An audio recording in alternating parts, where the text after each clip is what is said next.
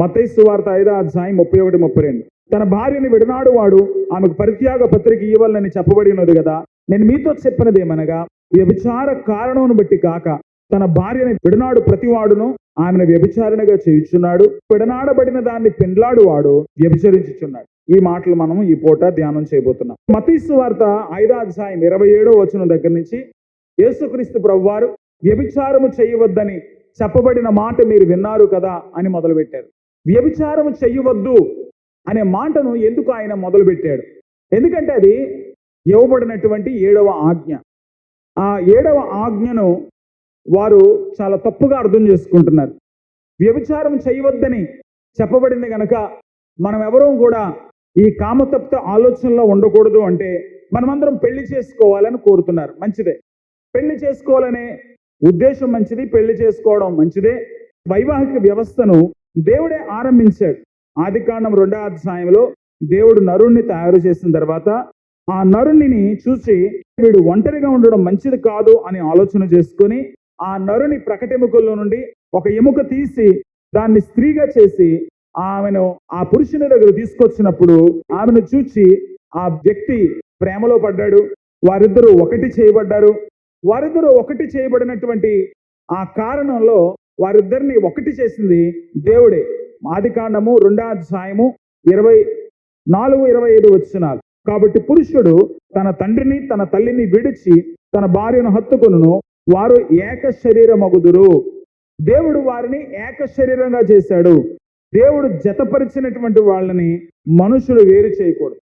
మత్తయి సువార్త 19వ అధ్యాయంలో యేసు ప్రభు వారు ఈ విషయాన్ని మరొకసారి జ్ఞాపకం చేస్తారు.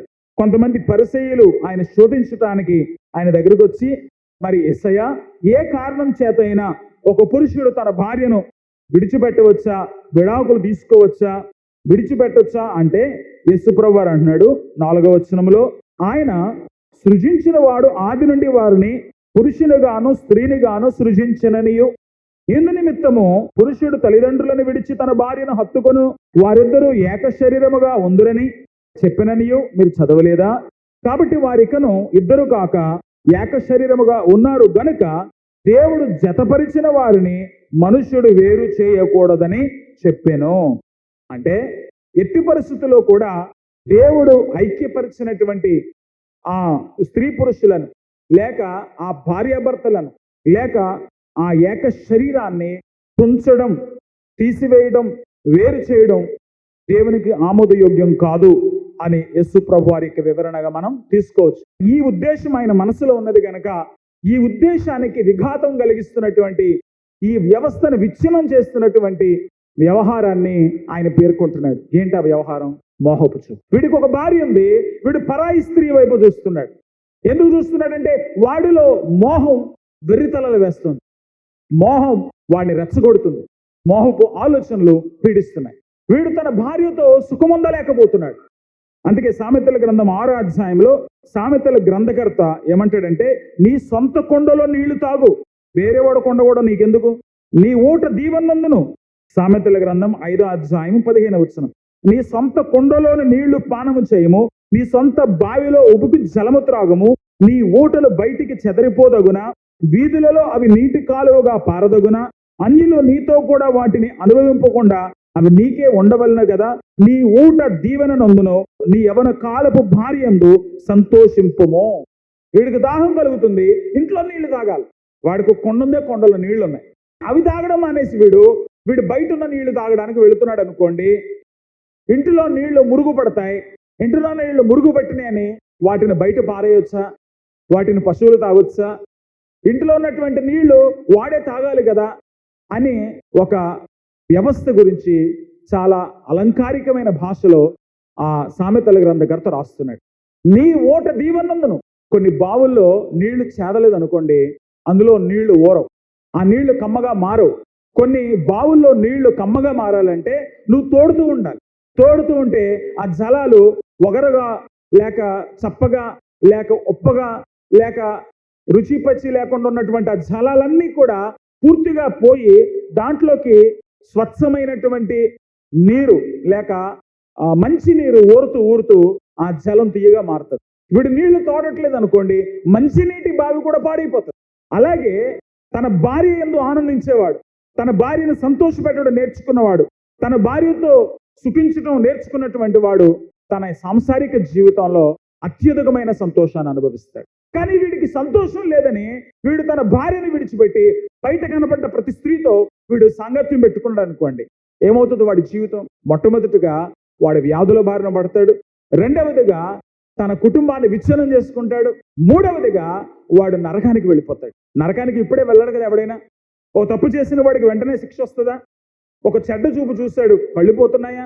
ఓ చెడ్డ మాట మాట్లాడాడు, చేతులు విరిగిపోతున్నాయా? ఓ చెడ్డ పని చేశాడు, వాడిని వెంటనే ఎవడైనా చంపేస్తున్నాడా? లేదు కదా. మనం చేసిన క్రియలన్నిటికీ ఒక రోజున దేవుని ముందు మనం లెక్క చెప్పాలి. మన దేవుడు త్వరగా రాబోతున్నాడు, లేదా మనం ఆయన దగ్గరికి వెళ్ళబోతున్నాం. ప్రకటన గ్రంథం 22:12 ప్రతివాడు తన శరీరంతో జరిగించిన వాటి ఫలాన్ని దేవుడు ఆ వ్యక్తికి ఇవ్వబోతున్నాడు. కాబట్టి నువ్వు మంచి పనులు చేస్తే నువ్వు పరలోకం వెళ్తావు, నువ్వు చెడ్డ పనులు చేస్తే నరకానికి వెళ్తావు. ప్రకటన గ్రంథం 21:8 పిరికివారు, అవిశ్వాసులు, నరహంతకులు, వ్యభిచారులు నరకానికి వెళ్ళిపోతారు. అందుకే యేసుక్రీస్తు ప్రభువారు మత్తయి సువార్త 5:30 అంటున్నాడు, నీ దేహమంతయు నరకములో పడకుండా. అంటే నువ్వు వ్యభిచారం చేస్తే నరకంలోకి వెళ్ళిపోతావు. అంటే నువ్వు వేరే స్త్రీపై మోహం పడి, వేరే స్త్రీపై మనసు పడి, వేరే స్త్రీపై మోహం పెంచుకొని నీ భార్యను నువ్వు పక్కన పెట్టి ఆ స్త్రీతో సంతోషం అనుభవించాలని ముందుకు వెళితే దానివల్ల దేవుడు నిన్ను నరకంలో పడేస్తాడు. చచ్చాక నరకంలో వెళ్ళిపోతావు, బతుకుండగా నీ కుటుంబాన్ని విచ్ఛిన్నం చేసుకుంటావు, నీ జీవితాన్ని నాశనం చేసుకుంటావు. వారిద్దరూ ఇక మీదట ఇరువురు కాదు, ఒక్కరే అని యేసు ప్రభు వారు తెలియజేస్తున్నారు. మత్తయి సువార్త 19:5 ఇందు నిమిత్తము పురుషుడు తల్లిదండ్రులను విడిచి తన భార్యను హత్తుకొనును, వారిద్దరును ఏక శరీరముగా ఉందిరని చెప్పనని మీరు చదవలేదా? వారు ఏక శరీరం అయిపోతున్నారు. వైవాహిక వ్యవస్థలో ఇరువురు వ్యక్తులను దేవుడు ఒకటే శరీరంగా చేస్తున్నాడు. నీ శరీరంలో నుంచి నీ చెయ్యి నరికితే నీకు నొప్పి రాదా? నీ శరీరంలో నుంచి నీ కాలు నరికితే నీకు నొప్పి రాదా? నీ శరీరంలోంచి నీ కళ్ళు ఓడబీగితే నీకు నొప్పి రాదా? నువ్వు భరించగలవా? శరీరంలో ఎక్కడో చిన్న గాయం అయితే దానికి ఒళ్ళంతా జ్వరం వచ్చేస్తుంది. అంటే నువ్వు అనుకుంటున్నావు, నేను నా భార్యను విడిచి వేరే వాళ్ళ దగ్గరికి వెళ్తే నేను ఆమెకేం అన్యాయం చేయటం లేదు కదా అనుకుంటున్నావు. కానీ బైబిల్ ఏం చెప్తుందంటే నీకు నీవే నాశనం చేసుకుంటున్నావు, నీ శరీరాన్ని నువ్వు పాడు చేసుకుంటున్నావు, నీ శరీరానికి నువ్వు హాని చేసుకుంటున్నావు. దేవుడు నిన్ను ఒక కుటుంబంగా చేశాడు అంటే అర్థం ఒక్క శరీరముగా చేశాడు. నీ శరీరాన్ని నువ్వు పరుల చేతికి ఇవ్వకూడదు, నీ శరీరాన్ని నువ్వు నాశనానికి అప్పగించకూడదు, నీ శరీరాన్ని నువ్వు సంతోషంగా కాపాడుకోవాలి. ఎఫెసీ పత్రిక 5:28 కనుక చూస్తే, అటువలే పురుషులు కూడా తమ సొంత శరీరముల వలె తన భార్యలను ప్రేమింపబద్దులై ఉన్నారు. తన భార్యను ప్రేమించువాడు తన్ను ప్రేమించుకొనుచున్నాడు. నువ్వు నీ భార్యను ప్రేమించడం, నీ భార్య కోసం నువ్వు తగ్గిపోవడం, నీ భార్యకు నువ్వు పరిచర్య చేయటం, నీ భార్య కోసం నువ్వు అన్ని విషయాల్లో చులకనైపోవడం తప్పేమీ కాదు. నువ్వు నీకు నీవే మేలు చేసుకుంటున్నావు, నీకు నీవే మంచి చేసుకుంటున్నావు. తన శరీరమును ద్వేషించిన వాడెవడునూ లేడు గాని 29:30 తన శరీరాన్ని ఎవడు ద్వేషించడు. చిన్న దోమ కుడితే కొట్టినాయి, పాడు ఈ చెయ్యి నా మాట ఇంట్లేదు, బాగా సావే నువ్వు అని వదిలేరు. దోమ కొడుతున్న వెంటనే చెయ్యి వెళ్ళిపోయి ఆ దోమను చంపేస్తుంది. నా శరీరాన్ని కొడతావా? ఓ చీమొచ్చి నీ కాలు మీదకి ఎక్కితే, నా కాలు మీదకి ఎక్కుతావా? నీ ముఖం మీదకి రాలేదుగా, నీ చేతుల మీదకి రాలేదు కదా. కాలు కుడితే చేతికి ఎందుకు కోపం? శరీరానికి ఒక లక్షణం ఉంది, తనను తాను అది పరిరక్షించుకుంటుంది. ఏదైనా మనం పెద్ద శబ్దం విన్నామనుకోండి, వెంటనే కనురెప్పలు ఇలా మూసి తెరుచుకుంటాయి. ఎందుకని? శరీరములో ఆ ప్రతిస్పందన అనేది ఉంది. అసంకల్పిత ప్రతీకార చర్య అంటారు. అసంకల్పితంగా నువ్వు అనుకోకుండానే నీ శరీరం స్పందిస్తుంది. కొంతమందిని కితకితలేద్దామని చెయ్యేలా పెట్టగానే నవ్వేస్తాడు. బాడీ స్పందిస్తుందంటే నిన్ను కాపాడుకుంటావు, నిన్ను కాపాడుకోగలుగుతున్నావు అంటే నీ బాడీ స్పందిస్తుంది కనుక. రోడ్డు మీద వెళుతున్నాం, కాలుకి ఏదో గుచ్చుకుంది, వెంటనే నీ శరీరం స్పందించింది, అక్కడ ఏదో గుచ్చుకుందని వెంటనే అది చూసుకున్నావు, అది ముళ్ళైతే తీసేసావు. నీ శరీరాన్ని కాపాడుకుంటే నువ్వు బతుకుతావు. నువ్వు బతకాలనుకుంటే నీ శరీరాన్ని కాపాడుకోవాలి. నీ కుటుంబం బాగుండాలనుకుంటే భార్యాభర్తల సంబంధాలు బాగుండాలి. నీ శరీరం, నీ భార్య, నీ భర్త, నీ శరీరం. అందుకే మన చర్చిలో పెళ్లిళ్ళైన ప్రతిసారి ఆ మొదటి రాత్రి నేను కొన్ని పాఠ్యభాగాలు చదివిస్తాను. ఎందుకంటే మీకు బాధ్యత అర్థం కావాలి. 1 కొరింథీ పత్రిక 7వ అధ్యాయము 3వ వచనం, భర్త భార్యకును అలాగుననే భార్య భర్తకును వారి వారి ధర్మములు నడుపవలను. ఏమిటి ఆ ధర్మం? నీ శరీరానికి నువ్వేం చేస్తున్నావు? ఒంటికి మురికి పట్టిందని స్నానం చేస్తున్నావు కదా, ముఖం బాగుండాలని పౌడర్ పూస్తున్నావు కదా, నీ శరీరం అందరికీ నీచంగా కనపడకూడదని అందమైన బట్టలు వేస్తున్నావు కదా, నువ్వు అందరికీ బాగా ఆకర్షణీయంగా ఉండాలని అలంకరణ పెడుతున్నావు కదా. నీ శరీరాన్ని నువ్వు ఎలాగైతే శుభ్రపరుస్తున్నావో, అలంకరిస్తున్నావో, పోషిస్తున్నావో, పరిరక్షిస్తున్నావో, అలాగే భార్య భర్తను చూసుకోవాలి, భర్త భార్యను చూసుకోవాలి. భర్తకే గాని భార్యకు తన దేహం పైన అధికారము లేదు, అలాగున భార్యకే గాని భర్తకు తన దేహం పైన అధికారం లేదు. ప్రార్థన చేయుటకు మీకు సావకాశం కలుగునట్లు ప్రార్థన కోసం తప్ప ఇద్దరు ఒకరిని ఒకరు విడిచిపెట్టుకోకండి అని బైబిల్ చెప్తుంది. కేవలం దేవుడి విషయంలోనే మీరు అవసరమైతే వేరుగా ఉండొచ్చు, కానీ మిగతా అన్ని విషయాల్లో ఒకటిగానే ఉండండి అంటున్నాడు. ప్రార్థనకి వెళ్ళారనుకుంటున్నావు, మీ ఆయన పక్కన పడుకోమంటున్నాడు కనుక ప్రార్థన కోసం పక్కన పడుకోవడం మానేసావు, కానీ ప్రతి చిన్నదానికి ప్రార్థన నెపం పెట్టి నువ్వు పక్కకి వెళ్ళిపోతున్నావంటే నువ్వేదో తేడా ఉన్నావని అర్థం చేసుకోవాలి. ఎప్పుడైతే ఒక శరీరం తన ధర్మాలను కోల్పోతుందో ఆ శరీరం వ్యాధిగ్రస్తం అయిపోతుంది. నీ ఒంటిని శుభ్రం చేసుకోకపోతే, నీ ఒంటిని అలంకరించుకోకపోతే, నీ ఒంటిని పోషించుకోకపోతే నీ ఒళ్ళు ఎలా చెడిపోతుందో, తన భార్య విషయంలో తన భర్త విషయంలో ఒక వ్యక్తి సరిగ్గా వ్యవహరించకపోతే ఆ కుటుంబం సర్వనాశనం అయిపోతుంది. ఏ రోజైతే భార్యాభర్తల సంబంధాలు పాడైపోతాయో కుటుంబ సంబంధాలు కూడా మంటగలిసిపోతాయి. చీటికి మాటికి దెబ్బలాడుకునేటువంటి భార్యాభర్తలు ఉన్న చోట పిల్లలు భ్రష్టులైపోతారు, పిల్లలు చెడిపోతారు, పిల్లలు నాశనం అయిపోతారు. ఆ పిల్లలు కూడా తల్లిదండ్రులాగానే కొట్లాడుకోవడం మొదలెట్టుకుంటారు. ఆ అనైక్యత ఎంతకు దారితీస్తుందంటే రేపు వాళ్ళు పెద్ద అయిన తర్వాత ఆఖరికి నిన్నుదంతారు. ఇప్పుడు వాళ్ళు కొట్టుకుంటున్నారు, అన్న చెల్లెళ్ళు అక్క తమ్ముళ్ళు, వాళ్ళు పెద్ద అయిన తర్వాత ఇద్దరు కలిసి నిన్నుదంతారు. నువ్వు ఈ రోజున ప్రేమగా ఉండడం నేర్చుకోగలిగితే, నీ ఇంట్లో ప్రేమను పెంచి పోషించగలిగితే, భార్య కోసం భర్త అన్ని తగ్గించుకోవడం, భర్త కోసం భార్య అన్నిటినీ త్యాగం చేసుకోవడం ఆ పిల్లల కళ్ళ ముందు ప్రదర్శితమైన నాడు ఆ పిల్లలు తమ సొంత చెల్లి కోసం, తమ సొంత అన్నయ్య కోసం అన్నిటినీ త్యాగం చేయడం నేర్చుకుంటారు, అన్ని ఇచ్చుకోవడం నేర్చుకుంటారు, ఒకరిని ఒకరు పట్టించుకోవడం నేర్చుకోగలుగుతారు, ఒకరిని ఒకరు శ్రద్ధ వహించడం నేర్చుకోగలుగుతారు, ఒకరికి ఒకరు ఇచ్చుకోవడం నేర్చుకోగలుగుతారు, ఒకరికి ఒకరు సహాయం చేసుకోవడం నేర్చుకోగలుగుతారు. అలా కలిసిన కుటుంబం ఎంత బాగుంటుందండి. అలా కలిసిన కుటుంబం చాలా పటిష్టంగా ఉంటది. ఇటుకలో ఇటుక కలిసింది గనక, ఇటుకకి ఇనుము కలిసింది గనక, ఇనుము కంకర కలిసింది గనక ఈ బిల్డింగ్ ఎంత పటిష్టంగా ఉంది. ఇవన్నీ ఒకదాంతో ఒకటి కలవకపోతే ఈ నిర్మాణమే లేదు. నీ శరీరం గట్టిగా కలుసున్నప్పుడు నువ్వు అన్ని పనులు చేయగలుగుతావు. అందుకే యవ్వన కాలంలో ఉన్న వాళ్ళకి అన్ని ఇంటాక్ట్ లో ఉంటాయి, బలంగా ఉంటాయి. వాడు ఏ బరువైన ఎత్తేయగలడు, ఏ పనైనా చేసేయగలడు, అలసిపోకుండా ఉంటాడు. పెద్ద వయసు వచ్చేసరికి అన్ని అవయవాలు రాజీనామా చేస్తూ ఉంటాయి. నాకు చెయ్యి లాగుతుంది అంటావు, నా కాలు లాగుతుంది అంటావు, నా నోరు లాగుతుంది అంటావు, అన్ని లాగుతూనే ఉంటాయి, అన్ని వదిలేస్తుంటాయి. మనకు అవయవాలు సహకరించవు. లేవాలనిపిస్తుంది, లేగలేం. పరిగెత్తాలనిపిస్తుంది, పరిగెత్తలేం. ఎందుకు వృద్ధాప్యం? మన శరీరం మన మాట వినటం లేదు, మన నడానికి బలం పోయింది, మన ఒంట్లో బిగువు లేదు, మనం ఏ పని చేయలేకపోతున్నాం. దాన్ని వృద్ధాప్యం అంటారు. అవయవాలని సహకరిస్తే దాన్ని యవ్వనం అంటారు. ఒక సంఘములో ఒక పని కోసం అందరూ కలిసి వచ్చినాడు ఆ సంఘం ఇంకా ఇంకా ఇంకా ఇంకా అభివృద్ధి చెందుతానే ఉంటుంది. ఒక సంఘముగా మనం కలిసి నడవాలంటే అందరం కలిసి ఉండాలి. ఒకరి మాటకు ఒకరు సపోర్ట్ చేయగలగాలి, ఒకరితో ఒకరు కలిసి రావాలి, కలిసి ప్రార్థన చేయాలి, కలిసి పని చేయాలి, కలిసి డబ్బులు కూడా పంచుకోవాలి. మాట్లాడుకోవడమే కాదు, మన డబ్బులు కూడా పంచుకోవాలి. మనం కలిసి మన డబ్బులు తేబట్టి ఇంత బిల్డింగ్ అయింది. మనందరం మన రక్తం, మన డబ్బులు ఖర్చు పెట్టి మనం ఈ బిల్డింగ్ కట్టుకున్నాం. కలిసి ముందుకు సాగిన సంసారాలు బాగుంటాయి, కలిసి ముందుకు సాగిన సంఘాలు బాగుంటాయి, కలిసి ముందుకు సాగేటువంటి ప్రార్థనలు కూడా బాగుంటాయి. ఇద్దరు ముగ్గురు ఆయన నామం పేరట ఏకీభవిస్తేనే వారి మధ్యన దేవుడు ఉంటానని సెలవిచ్చారు. నీ కుటుంబంలో ఐక్యత లేనప్పుడు, నీ సంఘములో ఐక్యత లేనప్పుడు, నీ సమాజంలో ఐక్యత లేనప్పుడు అన్ని కూడా సర్వనాశనం అయిపోతాయి. అందుకే ఒక సమాజానికి కుటుంబం పట్టుకొమ్మ గనక, ఆ కుటుంబంలో భార్యాభర్తల సంబంధం చాలా అనివార్యం గనక, ఆ అనివార్యమైన బాంధవ్యాన్ని పాడు చేస్తున్న ఈ మోహపు తలంపులను యేసు ప్రభు నిర్ద్వందంగా విభేదిస్తున్నాడు. ద్వితీయోపదేశ కాండం 24వ అధ్యాయం 1-4 వచనాలు మనం చదివినప్పుడు, ఒక స్త్రీని పెళ్లి చేసుకున్న తర్వాత ఆమెను విడనాడడం ఆమోదయోగ్యం కాదు అని దేవుడు ఇచ్చిన ఖచ్చితమైన ఆజ్ఞను మనం చూస్తాం. ఇర్మియా గ్రంథం 3వ అధ్యాయం 1వ వచనంలో కూడా దేవుడు అదే విషయాన్ని మాట్లాడతాడు. ఒకసారి ఇర్మియా గ్రంథం 3వ అధ్యాయం 1వ వచనం దగ్గరికి వెళ్దాం. మరియు ఒకడు తన భార్యను త్యజించగా ఆమె అతని యొద్ద నుండి తొలగిపోయి వేరొక పురుషునిదైన తరువాత అతడు ఆమె యొద్దకు తిరిగి చేరునా అలాగు జరుగు దేశము బహుగా అపవిత్రమగును గదా. అయినను నీవు అనేకులైన బిటకాండ్రతో వ్యభిచారం చేసినను నా యొద్దకు తిరిగి రమ్మని యెహోవా సెలవిస్తున్నాడు. ఎంత మంచి దేవుడు! ఒకడు ఒక భార్యతో సరిగ్గా సంసారం చేయటం లేదు. ఆ మాటకు వస్తే ఆ రోజునున్న ఇశ్రాయేలీల పద్ధతి ఏంటో మీకు చెప్తాను, వినండి.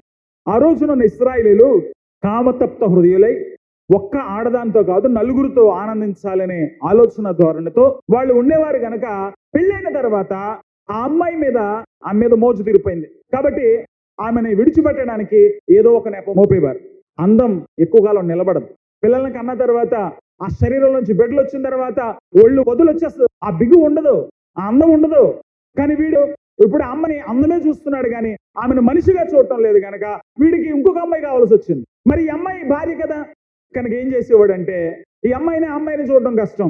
ఒక్కొక్కసారి ఓపిక ఉన్నటువంటి వాడు 4-5 భార్యలను చేసుకునేవాడు. కానీ ఓపిక లేనివాడు ఏం చేసేవాడు అంటే ఏదో ఒక నెపం మోపి ఈ అమ్మాయిని పక్కకు పంపిస్తేవాడు. కాబట్టి ఆ రోజున ఎస్తేరు గ్రంథంలో మనం చూసినప్పుడు ఆ రాజు తన భార్యని వస్తిని ఎందుకు వదిలేశాడు? ఒక పార్టీ చక్కగా తాగి తందనాలు ఆడుతున్నారు. అందరి ముందు తన భార్య అందాన్ని ప్రదర్శించాలని తన భార్యను రమ్మన్నాడు. ఆమె రాణిగా ఉంటుంది, పట్టపు రాణిగా ఉంది.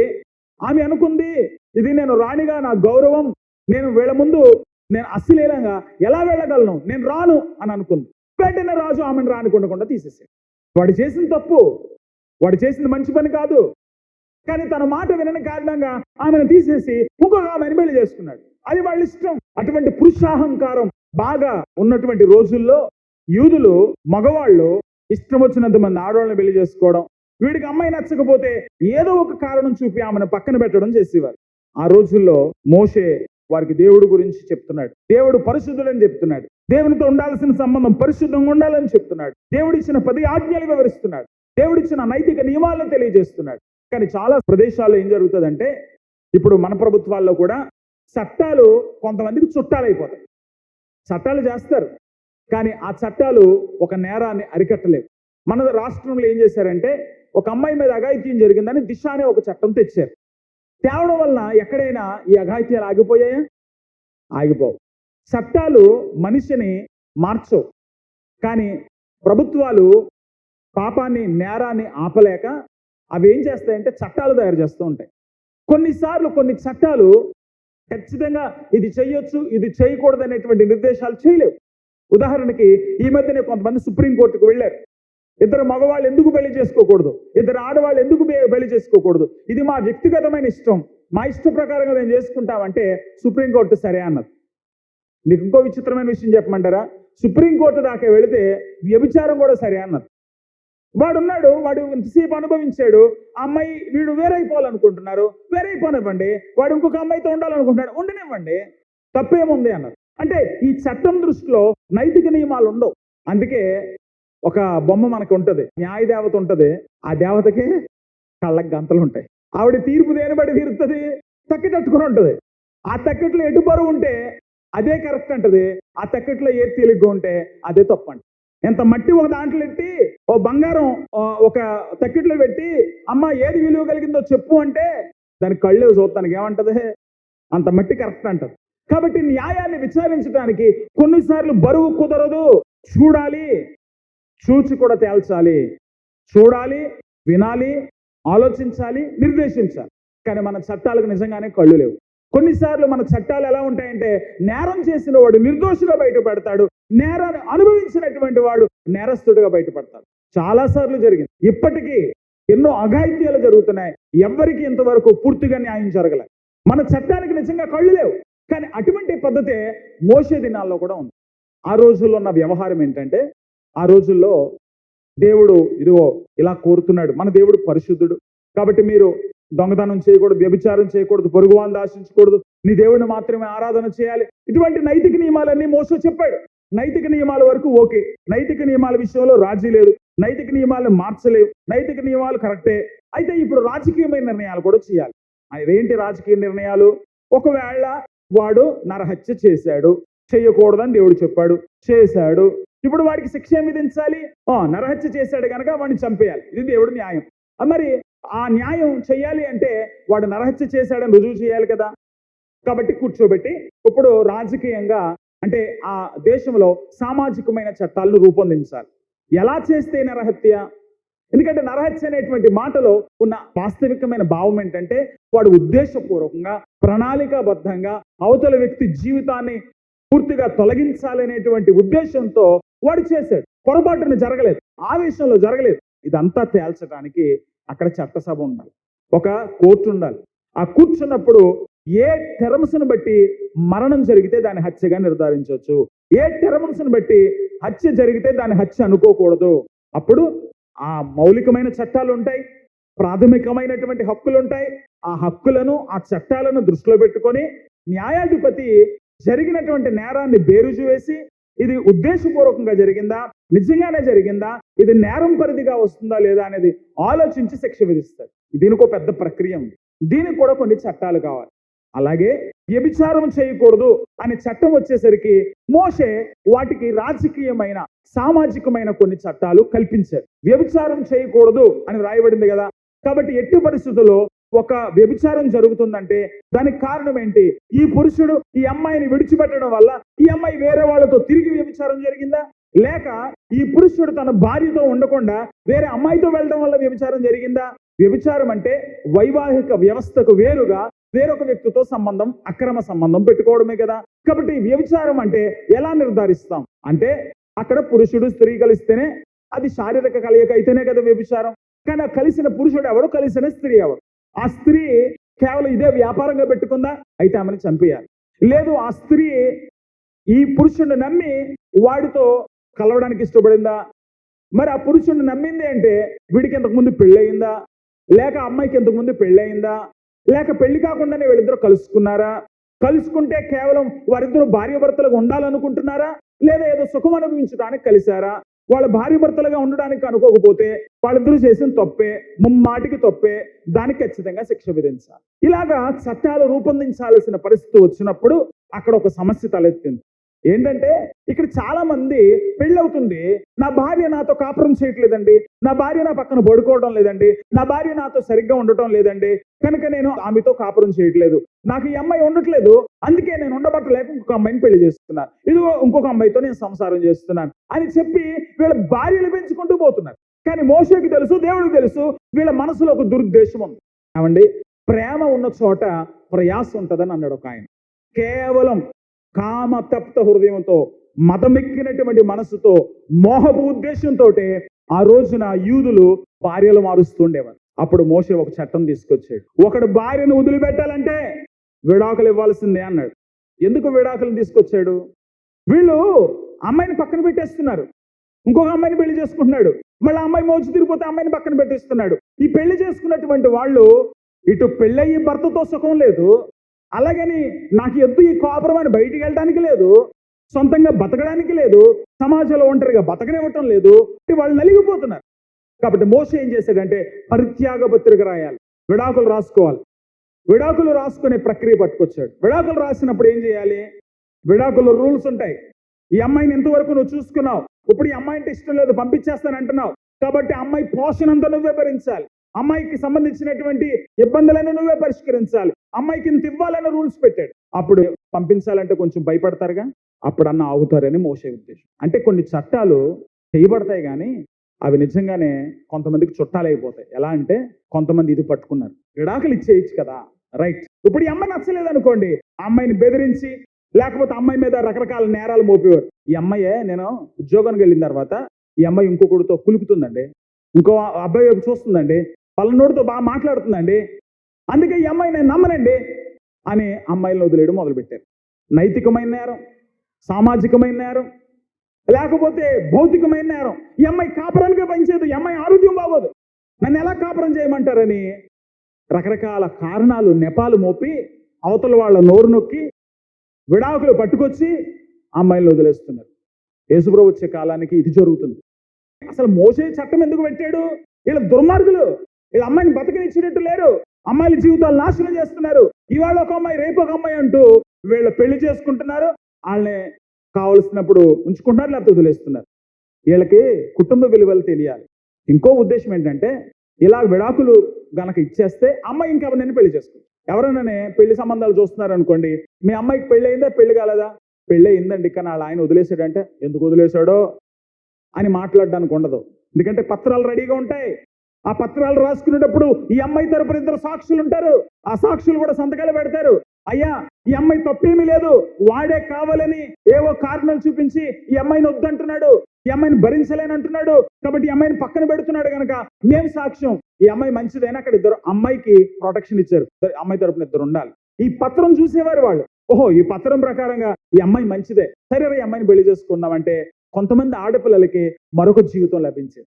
కొంతమందిని ప్రేమగా చూసుకునే భర్తలు దొరికేవారు. అప్పుడు అనుకున్నారు, అమ్మయ్యా ఇంతకు ముందు చేసుకున్నవాడు చంపాడమ్మ బాబు, ఈడితోటన్నా హ్యాపీగా ఉన్నాను, మోసే మంచి పని చేసావయ్యా, నువ్వు విడాకులు ఇచ్చి ఉండకపోతే పలనాయనే నా భర్తని వాడు చూసినా చూడకపోయినా కొట్టి చాకరీ చేస్తూ వాడికి బానిసగా బతుకుతూ సుఖం లేకుండా జీవోత్సవంలో బతికేదాన్ని. కానీ విడాకులు పట్టుకొచ్చావు గనక, మా ఆయన నాకు విడాకులు ఇచ్చాడు గనక, నేను అందులోంచి బయటపడ్డాను గనక ఇవాళ నాకు మంచి భర్త దొరికాడని కొంతమంది ఆడపిల్లలు సంతోషపడేవారు. కాబట్టి ఆడపిల్లకు మేలు చేయడానికి, ఆడపిల్ల జీవితం నాశనం కాకుండా చేయడానికి, ఆమె భవిష్యత్తుకు భరోసా ఇవ్వటానికి మోషే ఇటువంటి చట్టాన్ని తెస్తే, దీన్ని ఇప్పుడు కొంతమంది అలుసుగా తీసుకొని మోషే అవండి పరిత్యాగ పత్రిక ఇమ్మన్నాడు అని వీడు ఇంకొక అమ్మాయి వైపు చూశాడు.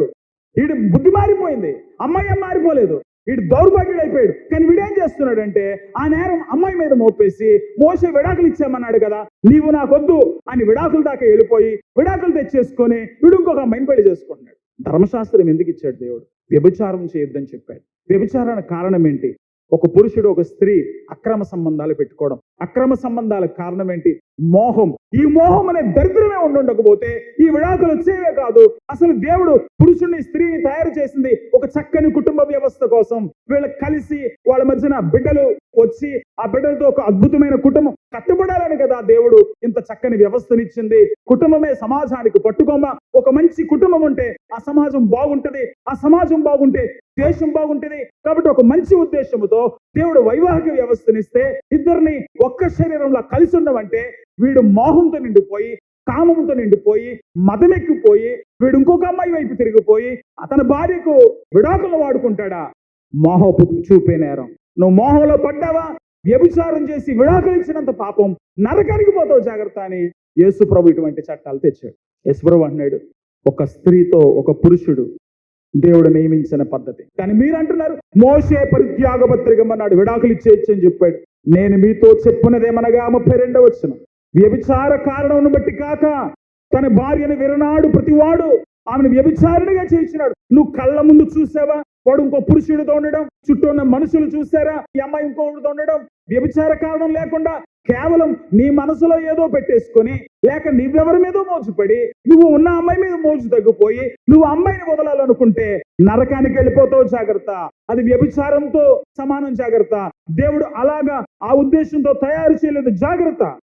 మలాకి 2వ అధ్యాయం 13 నుంచి 17 వచనాలు. ప్రభువా నేను పాపిని నాయన, నన్ను క్షమించు ప్రభువా, నేను బిడ్డగా బతకాలనుకుంటున్నాను నాయన, నీ చిత్తం చేయాలనుకుంటున్నాను నాయన అని ఇటువంటి పనికిమరాని ప్రార్థనలు చేస్తున్నారు మీరు. కాబట్టి ఆయన మీ నైవేద్యమును అంగీకరింపకయు తనకు అనుకూలము కాని అర్పణలను మీ చేత తీసుకోనకై ఉన్నాడు. మీ అర్పణ దేవుడు అంగీకరించట్లేదు, మీ ఆరాధన దేవుడు అంగీకరించట్లేదు. మీరు బల్లో పాలు పొందనా మీరు ఖచ్చితంగా సర్వనాశనం అయిపోతారు. మిమ్మల్ని ఆయన తన బిడ్డగా స్వీకరించట్లేదు. ఎందుకో తెలుసా? 2:14. అది ఎందుకని మీరు అడుగగా, యవ్వన కాలముందు నువ్వు పెళ్లి చేసుకొని అన్యాయముగా విసర్జించిన నీ భార్య పక్షమున యెహోవా సాక్ష్యాయ. నువ్వు పెళ్లి చేసుకున్నావు, నువ్వెవరి మీద మోసపడ్డావు, ఈ అమ్మాయి మీద రకరకాల నేరాలు మోపుతున్నావు, వదిలేసావు, అమ్మాయి ఒంటరిగా ఏడుస్తుంది, ఒక వ్యక్తి జీవితాన్ని సర్వనాశనం చేసి ఇక్కడ దేవానను క్షమించు, దేవానే నీ బిడ్డని, దేవానే నేను ప్రేమిస్తున్నానని ఇక్కడికి వచ్చి పిచ్చి పిచ్చి మాటలు మాట్లాడకు. ఆమెను నువ్వు విసర్జించావు, ఆమె కన్నీరు దేవుడు చూశాడు, ఆమె పక్షాన దేవుడు సాక్షి అయ్యాడు. అది నీకు తోటిదై. నీ భార్య ఎవరు? నీ తోటిది. చాలా సమాజాల్లో పురుషుడు ఎక్కువ, స్త్రీ తక్కువ. యేసు ప్రభు దాన్ని ఎందుకు అంత ఖచ్చితంగా మాట్లాడుతున్నాడంటే, దేవుని దృష్టిలో ఒకళ్ళు ఎక్కువ తక్కువ లేదు. వీడు ఎందుకు భార్యను అంత చులకనగా వదిలేస్తున్నాడంటే, వీడు అనుకుంటున్నాడు నేను మగోడిని, నేను అవసరమైతే ఇంకో 4గురితో ఉంటాను, అది అలా పడి ఉండాల్సిందే అనుకుంటున్నాడు. చాలా తప్పది. చాలా చాలా తప్పు. దేవుడు అంటున్నాడు, అది నీకు తోటిది, నీతో సమానం అనుకోవడం లేదు. నువ్వు చేసిన నిబంధనకు పాత్రురాలు కదా, నువ్వు ఒక ఒట్టేసావు పెళ్లిలో, నిన్ను ప్రాణప్రదంగా ప్రేమిస్తాను, మరణం వరకు నీతోటే ఉంటాను, ప్రమాణాలు చేయలేదా? నువ్వు ప్రమాణం చేసావు, నీ తోటిది, నీ పెండ్లి భార్య, దేవుడు జతపరిచిన నీ సహచరి వదిలేసి నువ్వు ఈ రోజున దేవుడి పాదాల చెంతకు ఆరాధన చేస్తావా? నీ ఆరాధన ఎవరికి కావాలి? నీ ప్రార్థనలు ఎవరికి కావాలి? దేవుడిని అసహించుకుంటున్నాడు. కొంచెముగానైనా దైవాత్మ నొందిన వారిలో ఎవరైనా ఎలాగూ చేశారా? ఎవడు ఇలా చేయలేదు. మలాకి 2:16, భార్యను త్యజించుట నాకు అసహ్యమైన క్రియ అని ఇశ్రాయేలు దేవుడు యెహోవా సెలవిస్తున్నాడు. నీ భార్యను వదిలిపెట్టడం దేవుడికి అసహ్యం. దేవుడు ఛీ అంటాడు. మరియు ఒకడు తన వస్త్రములను బలాత్కారముతో నింపుట నాకు అసహ్యమని సైన్యములకు అధిపతి యెహోవా సెలవిస్తున్నాడు. ఎవరితో వాళ్ళతో పాడితే వాళ్ళతో పడుకొని నీ వాళ్ళు అపవిత్రపరుచుకుంటే దేవునికి వ్యతిరేకం. కాబట్టి మీ మనసులను కాచుకొనుడి, విశ్వాసఘాతకులు కాకుండుడి.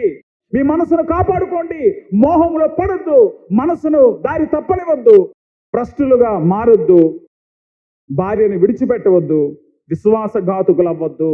2:17, నీ మాటల చేత మీరు యెహోవాను ఆయాస పెట్టుచు దేని చేత ఆయనను ఆయాస పెట్టుచున్నామని మీరు అడుగుతున్నారే. ఇష్టం వచ్చిన మాటలు మాట్లాడుతున్నారు, ఇష్టం వచ్చినగా ప్రవర్తిస్తున్నారు, నా మాటలు పట్టించుకోవడం లేదు, మళ్ళీ ఇంకా ఏం చేశామని మాట్లాడుతున్నారే. దుర్మార్గులు యెహోవా దృష్టికి మంచివారు, వారి యందు ఆయన సంతోషపడును. ఎవడెన్ని పనులు చేసినా దేవుడు క్షమించేస్తాడులేండి, దేవుడు ప్రేమించేస్తాడులేండి. చూడండి, వాడు ఎంత విచ్చలవిడిగా జరిగినా ఆఖరికి దేవుడు ఆడికే సాయం చేస్తున్నాడని మీరు అనుకుంటున్నారు. వారి యందు ఆయన సంతోషపడును, లేక న్యాయకర్త యొక్క దేవుడు ఏమాయనని చెప్పుకున్న చేత మీరు ఆయన ఆయుష్ పెడుతున్నారు. చూచి చూడకుండా విడిచిపెడతా ఉంటే కొంతమందికి చులకనగా ఉంది. కాబట్టి దేవుడు చాలా ఖండితంగా వారితో మాట్లాడుతున్నాడు. అందుకే మత్తయి సువార్త 5:31-32 వచనాల్లో 3 విషయాలు ప్రభు మాట్లాడుతున్నాడు. పరిత్యాగ పత్రిక ఇవ్వాలని చెప్పాడా? మత్తయి సువార్త 5:31, తన భార్యని విడనాడు వాడు ఆమెకు పరిత్యాగం ఇవ్వాలని చెప్పబడి ఉన్నది కదా, విడాకులు ఇవ్వచ్చు అనే మాటను చులకనగా తీసుకోవద్దు, అది దేవుడు ఒప్పుకోడు. 2, వివాహ వ్యవస్థను దేవుడే చేశాడు, ఇది మనిషి కల్పించింది కాదు. 32వ వచనం, నేను మీతో చెప్పినదేమనగా వ్యభిచార కారణం బట్టి కాక తన భార్యను విడనాడు వాడు ఆమెను వ్యభిచారణగా చేయించున్నాడు, విడనాడబడిన దాన్ని పెండ్లాడువాడు వ్యభిచరించుచున్నాడు. దేవుడు జతపరిచిన వారిని మనుషుడు వేరు చేయకూడదు. మత్తయి సువార్త 19:6 వచనం, కాబట్టి వారిక ఇద్దరు కాక ఏక శరీరముగా ఉన్నారు గనుక దేవుడు జతపరిచిన వారిని మనుషుడు, దేవుడు జతపరిచాడు, దేవుడు కట్టాడు ఈ వైవాహిక జీవితాన్ని. దేవుడు కట్టిన దాన్ని కూల్చే ఆరాధన ఇక లేదు. దేవుడు కట్టిన దాన్ని కూల్చడానికి నువ్వు ప్రయత్నం చేస్తే దేవుడు నీకు వ్యతిరేకమైపోతాడు. 3వది, ఇద్దరు వేరవటానికి కారణం ఏంటో చెప్తున్నాడు, వ్యభిచార కారణం బట్టి కాక. సో వ్యభిచారంలో పడకుండా ఉంటే వైవాహిక వ్యవస్థ బాగుంటుంది. ఇది దేవుడు స్థాపించాడు, ఇది దేవుడు స్థాపించాడు అనేటువంటి గౌరవం ఉన్న దేవుడికి భయపడి దాన్ని కాపాడుకుంటాము. లేదు, ప్రతిదానికి విడాకులు పరిష్కారం కాదు అని కూడా తెలుసుకోవాలి. దేవుడు దాన్ని ఇష్టపడటం లేదు, అది దేవునికి వ్యతిరేకం అని తెలుసుకోవాలి. ఈ 3 గనక అర్థమైతే వాడు తన వైవాహిక జీవితాన్ని కాపాడుకుంటాడు. నీ స్వభావం బాగుంటే అందము ఆకర్షణ కాదు, మనిషిని ప్రేమిస్తావు. ఒక మనిషిని ప్రేమించాలంటే పట్టుబిడువులు ఉండాలి గనక కలిసి ఉండడానికి కొన్ని కాదనుకోగలుగుతావు, కొన్ని విషయాలు తగ్గించుకుంటావు, కొన్ని విషయాల్లో పట్టుబిడువులకు వెళతావు, కొన్ని విషయాల్లో క్షమించగలుగుతావు, ప్రేమించగలుగుతావు, సహించగలుగుతావు. నీ సంసారిక జీవితం బాగుంటుంది. ఏ రోజున నీ కుండలో నీళ్లు తాగడం మానేసావో, ఏ రోజున నీ శరీరాన్ని పోషించుకోవడం మానేసావో, ఏ రోజున నీ జీవితాన్ని నువ్వే సర్వనాశనం చేసుకుంటున్నావో, నీ మనసు అదుపు తప్పుతుంది, నీ ఆలోచనలు అదుపు తప్పుతాయి, నీ వైవాహిక జీవితం పాడైపోద్ది, నీ కుటుంబ జీవితం పాడైపోద్ది, నీ సమాజం కూడా పాడైపోతుంది. ఆఖరికి మనమంతా దేవుని ఉగ్రతలోకి వెళ్ళిపోతాం. సో అన్నిటికంటే ప్రాముఖ్యం నీ మనసును బదిలిపరచుకోవడం. అందుకే ఇర్మీయా గ్రంథం 17:9 చూస్తాం, హృదయము అన్నిటికంటే మోసకరమైనది, అది ఘోరమైనటువంటి వ్యాధి కలిగి ఉన్నది, దాని నుంచి విడిపించగలిగిన వాడెవడు? ఆ హృదయాన్ని బదిలిపరచుకోవడం నేర్చుకుందాం. ప్రార్థన చేసుకుందాం, మోకరించాను.